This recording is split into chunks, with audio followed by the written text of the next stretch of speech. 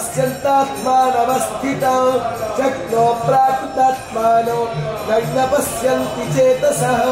गदादित्वं गतं तेजो जगद्भासयतेऽखिलं यच्छन्दामसि यच्चाग्रो तत्तेजो विद्धि मामगो कामाविश्वच भूतानि धारयामहमोजसा उष्णामीचौषधिः सर्वा सोमभूत्वा रसात्मकः अहं वैश्वानरो भूत्वा